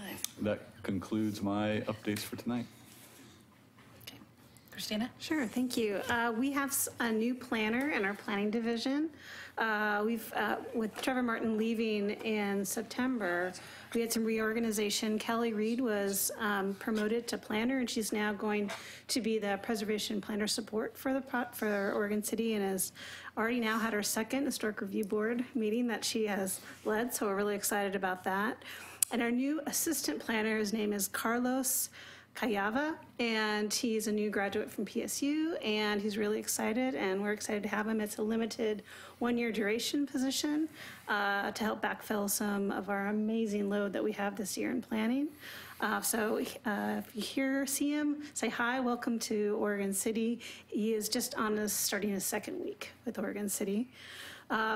Many of you have heard, but maybe some of you were there, but Friends of Trees had a great tree planting on Saturday. We planted 80 trees in Rivercrest, Berkeley Hills, and McLaughlin. A lot of them were street trees, so there are some yard trees that will have covenants put on them. And the Friends of Trees program is a contract we have. If you have questions or are part of those neighborhoods, either part of those Rivercrest, Berkeley Hills, McLaughlin, or you're a new neighborhood that wants to get involved in the future years, you can contact Friends of Trees directly. And that contract money is paid out of our street tree mitigation fund. So through subdivisions and development applications, we're able to use that money and put it back into our community. Let's see. And finally, I said this in an email, but there were 3 grievances submitted last week. and they were not able to get on the agenda tonight, but they will be addressed in the February meeting. Oh, actually, then just real quickly, the questions I have, and you can confirm, Chair Wilhite, about the location of the trees with the ODOT presentation, I'll check back, see if we can get more information. I'll put that in an email. There was an online open house comment. I thought it'd be nice to get that. We may be on the fact sheet, but I'll put it back again on my update email. There was a question about Union Pacific and city ownership of the wall, and as well as the speed study on Central Point. I can get a link out to that to get online. Okay. Anything that we've missed that you guys know? Okay. John, did you have anything else? Joyce? This being my last CIC meeting, because a new representative will be taking over if the mayor so appoints in January. Just want to remind people that, the Citizen Involvement Committee, our main reason for being is the land use, but also working together as neighborhoods because we all want to live, work, shop, and recreate here in Oregon City. And so there's lots of fun things to do, and one thing is in the Hillendale neighborhood, and that's the farmer's market. So make sure you check on which Saturdays the farmer's market is open, and make sure you shop at our farmer's market and shop downtown. The tree lighting ceremony, it was the best weather they've ever had, I think, for the tree lighting this last Saturday. I mean, we've stood out there in the icy rain and things before. It was nice, and the tree looks beautiful downtown. Shop downtown, and remind everybody that First Friday Films, which is sponsored by the library and held at the End of the Trail Interpretive Center in their theater. It wasn't a great movie this last Friday about philanthropy, but it was a really good discussion, and it's a great time where you can get together with 30 local residents and talk about things. So keep your eyes and ears open, live, work, shop, and recreate right here in Oregon City. And play pickleball. And play pickleball, yes, in Hillendale Park. We've got the best parks, but no schools, so we have no safe routes in Hillendale neighborhood. So Gaffney Lane, I'm excited to say we were able to hold elections at our last meeting, and we now have a vice chair. Her name is Micah Scott, and she will also her name will be put forward as the alternate for the CIC rep. So I'm getting some movement there. One of our neighbors said that ODOT, in their cameras where you can look at, there's one for 213 in Beaver Creek. I hadn't heard that. I didn't know if that was... Really? If anybody else had heard that. I thought that was just a speed camera. I know, but she said, no, you can look that up, so I forgot to check it. I know it's not a speed camera, but... No, yeah, I know it's not a speed camera, so there it is. Go out and look and see 213 in Beaver Creek. She said that... It could be associated with land use application where they're counting vehicles. She said it was, yeah. So we are having a steering committee meeting at some time this month. That's yet to be decided, to help get Mike on board and plan for our January meeting. And that's what I have. Okay. We had our general meeting, and we accidentally experimented with something. We did not mail out postcards this time. It was rather inadvertent, but it was a great market test. And I think given the nature of the Rivercrest neighborhood, it does tend to be a little older. Our attendance plummeted without the postcards, so we will be continuing to use postcards in addition to electronic media. We had our elections, and nobody stepped up as treasurer, so our secretary is continuing to do the two jobs. However, we had a really good discussion. Brian Willard is our police liaison, and he's actually traffic, but he kind of got put on the spot. We are really, really having problems at the top of Waterboard Park. It includes traffic problems, drug use, littering, kind of spreading back out into the neighborhood. And so one of the things I realized I forgot to do, we're going to send our minutes to Jim Band and Phil Lewis and see maybe if we could do some brainstorming. One of the suggestions one of the neighbors had is to take the parking out at the top. That tends to be part of the problem. But it is growing, and it doesn't seem to have anything to do with school hours, which is making us believe that these aren't locals. We're actually bringing in people with nefarious thoughts. So something we need to be addressing as a neighborhood. And I had a compliment from Mr. Lewis tonight. The second tree was taken down in front of Mount Pleasant School. They didn't start till 9 o'clock. Thank you, Martin. I'd asked Martin, don't start before 9. Chainsaws wake me up. But they got that taken out. The apartment complex paid to have the other one taken out. And it took the Public Works a day and a half to move a fire hydrant. That thing was, I went over a couple of times and kind of peeked at them working. And by the way, it looked very antique. I'm wondering where the old one went. I don't know any of it. The fire hydrant looked like something out of a 1920s movie. And there's a nice Put it in the new covered one. wagon. Yeah, there's a nice new one now on the other side of the sidewalk.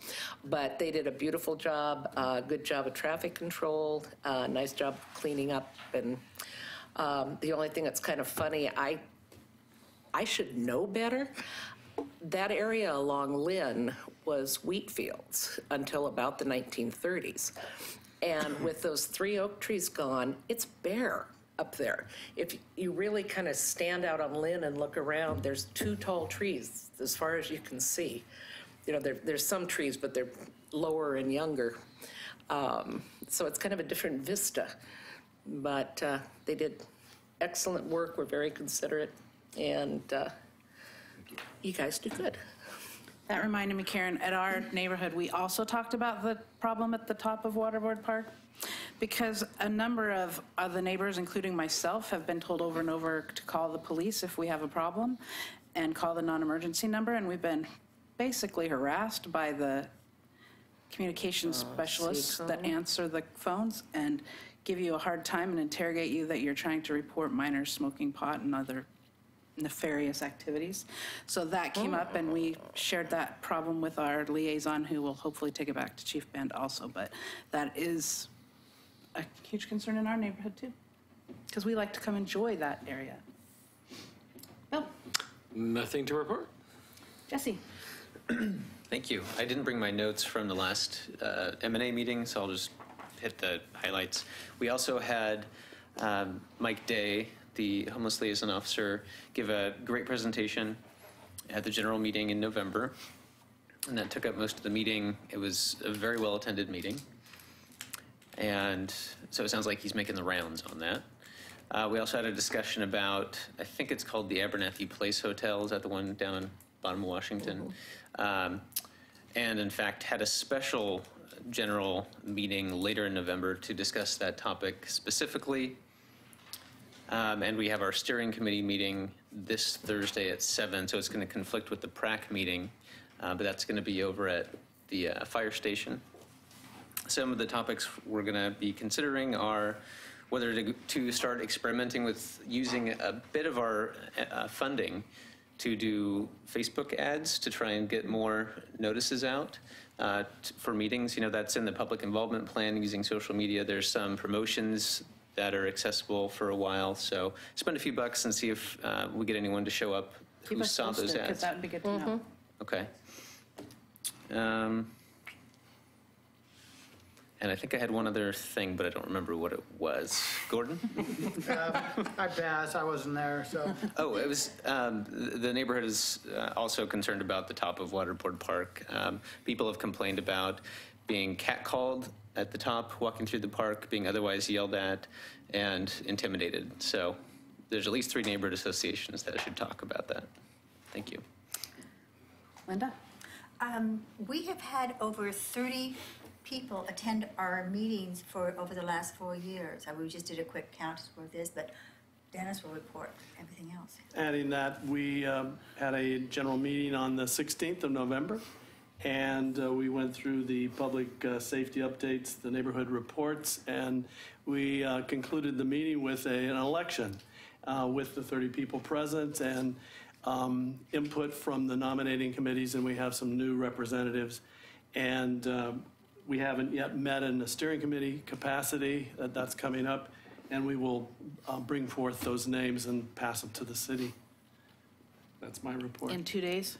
In a couple days. I think they have. Do they have it? If you have it, I'm not sure. That would go to Katie. Anyway, so we're very delighted, and we have some new people with some new energy, and I'm very confident that their ideas will be implemented. That is one follow-up item to if there's any neighborhoods that we still haven't heard from that we could help encourage. We'll send out a secondary notice.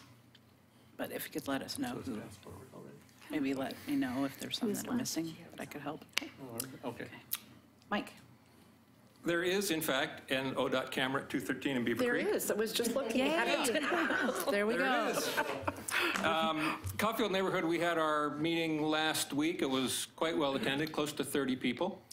A couple of the presentations we heard, one was from Bob Cochran, who's the Dean of Campus Services at CCC, and he walked us through all of their projects, which really are exciting, and he did talk about the new transit center, and it's pretty extensive, and they got some TriMet money, state money, maybe both? Yes, state money, it's not TriMet money. State money.